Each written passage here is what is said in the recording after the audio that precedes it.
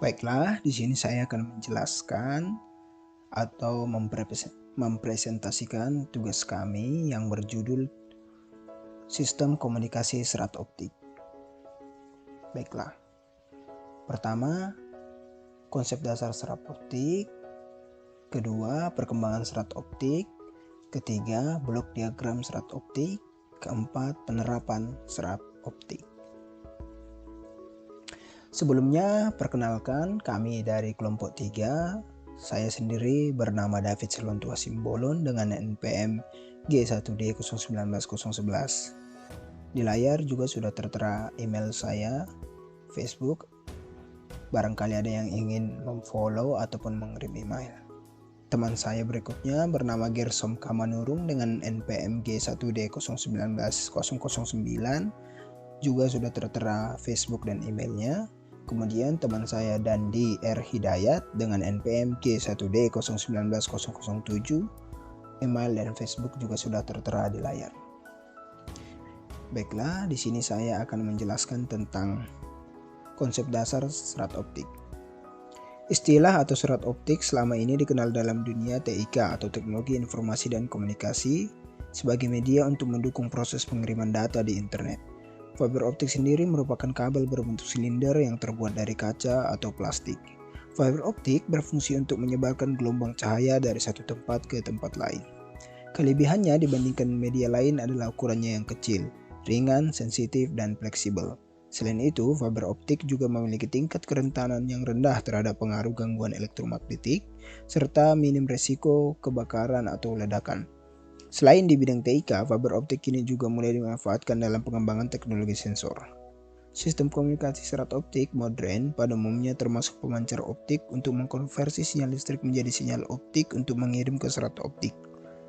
Kabel yang berisi kumpulan dari beberapa serat optik yang disalurkan melalui saluran bawah tanah dan bangunan. Beberapa jenis amplifier dan penerima optik untuk memulihkan sinyal seperti sinyal listrik. Informasi yang dikirimkan biasanya informasi digital yang dihasilkan oleh komputer, sistem telepon, dan perusahaan televisi kabel. Selanjutnya, perkembangan serat optik.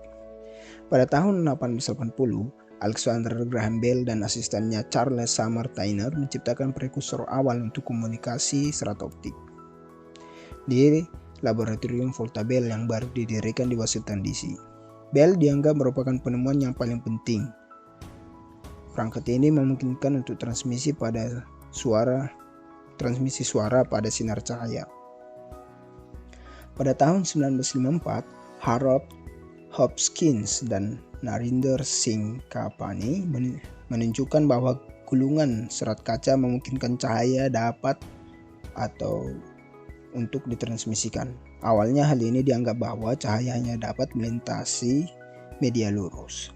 Setelah periode penelitian mulai dari tahun 1975, komersil pertama serat optik yang dikembangkan yang beroperasi panjang gelombang sekitar 0,8 mikrometer dan digunakan GAS laser semikonduktor. Ini generasi pertama sistem dioperasikan pada bitrate 45 dengan repeater jarak hingga 10 km. Pada Oktober 1973, Corning Glass menandatangani kontrak pengembangan dengan CSL dan Priele yang bertujuan untuk menguji serat optik di lingkungan perkotaan. Pada bulan September 1977, kedua kabel ini dilakukan tes seri atau secara bersamaan dinamakan COS2. Secara eksperimental ditempatkan di dua baris dengan jarak 9 km di Turin untuk pertama kalinya di kota besar dengan kecepatan 140 Mbit per sekon. Generasi kedua dari komunikasi serat optik telah dikembangkan untuk penggunaan komersil pada awal tahun 1980-an yang dioperasikan pada 1,3 mikrometer dan digunakan laser semikonduktor in GaAsP. Pada tahun 1987, sistem ini beroperasi pada tarif bit hingga 1,7 giga per detik dengan repeater jarak 50 km. Kabel telepon transatlantik yang pertama menggunakan serat optik TAT8 berdasarkan desurface teknologi dioptimalkan oleh laser amplifikasi. Generasi ketiga sistem serat optik yang dioperasikan pada 1,55 mikrometer dan memiliki kerugian sekitar 0,2 desibel per kilometer. Perkembangan ini didorong oleh penemuan indium gallium arsenide dan pengembangan indium gallium arsenide fotodioda oleh Pearsall, insinyur yang sebelumnya mengatasi kesulitan dengan dispersi pada panjang gelombang menggunakan GaAsP, konvensional laser semikonduktor. Para ilmuwan juga mengatasi kesulitan ini dengan menggunakan serat dispersi bergeser yang dirancang untuk memiliki minimal dispersi di level 1,55 mikrometer atau dengan membatasi laser spektrum tunggal mode longitudinal komersil pada perkembangan ini akhirnya diperoleh setelah generasi ketiga yang beroperasi secara komersil pada 2,5 gigabit per detik dengan repeater jarak lebih dari 100 km. Generasi keempat dari sistem komunikasi serat optik yang digunakan adalah amplifikasi optik untuk mengurangi kebutuhan repeater dan divisi multipack panjang gelombang untuk meningkatkan kapasitas data.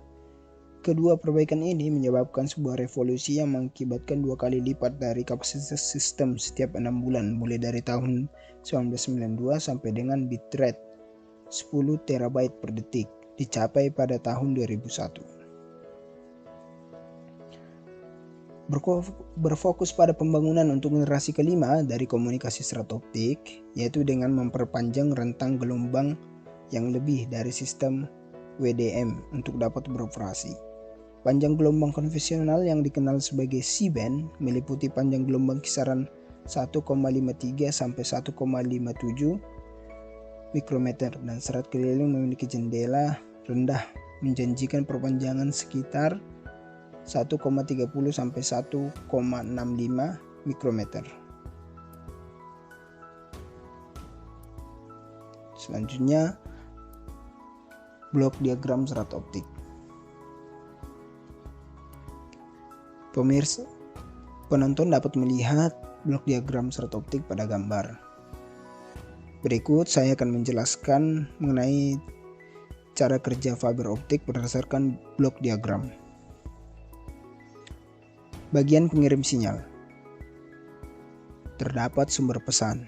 Sumber pesan biasanya berupa besaran fisik seperti suara dan gambar sehingga diperlukan transducer atau sensor yang merubah message dari bentuk non-listrik ke bentuk listrik. Kedua, modulator. Memiliki dua fungsi yang sama. Pertama, merubah message elektrik ke dalam bentuk yang sesuai. Pada bagian drive terjadi pengaturan penguatan daya atau tegangan dan arus. Kemudian sinyal listrik ditumpangkan ke bagian pembangkitan sinyal pembawa, yaitu bagian carrier source. Sinyal informasi ditumpukan pada gelombang cahaya laser diode atau LD atau light emitting diode atau LED. Format modulasi dapat dibedakan menjadi modulasi analog dan digital. Ketiga, channel coupler. Bagian ini menyalurkan power gelombang cahaya yang telah termodulasi dari carrier source ke serat optik. Channel coupler merupakan bagian penting dari desain sistem komunikasi serat optik, sebab kemungkinan loss yang tinggi. Kemudian bagian transmisi.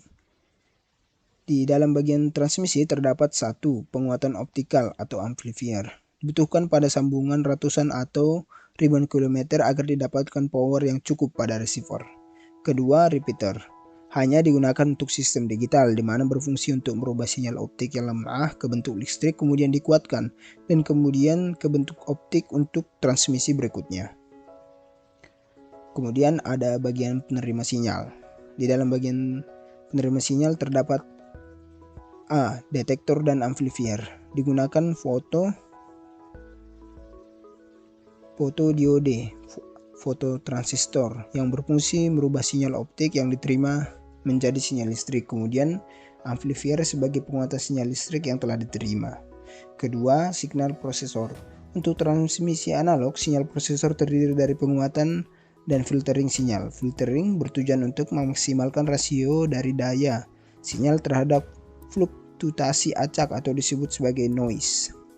Untuk sistem digital, sinyal prosesor terdiri dari penguatan dan filtering sinyal, serta rangkaian pengambil keputusan apakah sebuah bilangan biner 0 atau 1 yang diterima selama slot waktu dari setiap individual bit.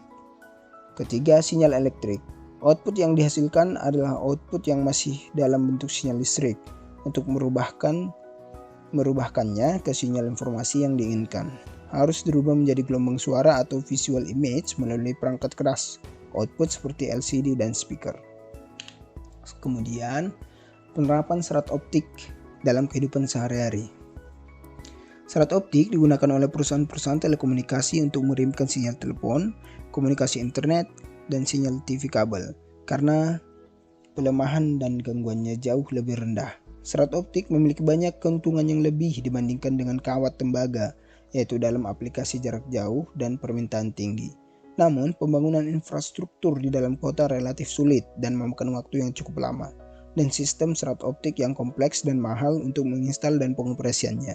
Karena kesulitan-kesulitan ini, sistem komunikasi serat optik telah diprioritaskan untuk diinstal pada aplikasi jarak jauh, di mana orang-orang dapat menggunakan secara maksimal dengan kapasitas transmisi serta mengimbangi peningkatan biaya sejak tahun 2000.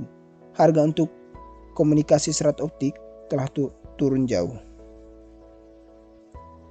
Sistem komunikasi serat optik modern pada umumnya termasuk pemancar optik untuk mengkonversi sinyal listrik menjadi sinyal optik untuk mengirim ke serat optik.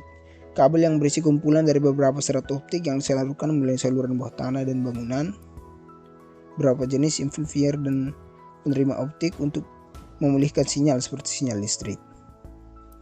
Manfaat lain dari serat optik adalah bahwa ketika menjalankan bersama atau sama lain untuk jarak jauh, kabel serat mengalami efektif tidak ada crosstalk, berbeda dengan beberapa jenis jalur transmisi listrik.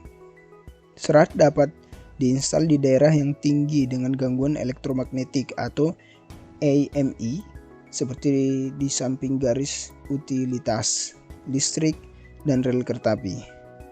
Baiklah, sekian presentasi dari makalah kami. Seperti pepatah, jika ada jarum yang patah, jangan simpan di dalam peti. Kata-kata kami yang salah juga mohon jangan dimasukkan ke dalam hati.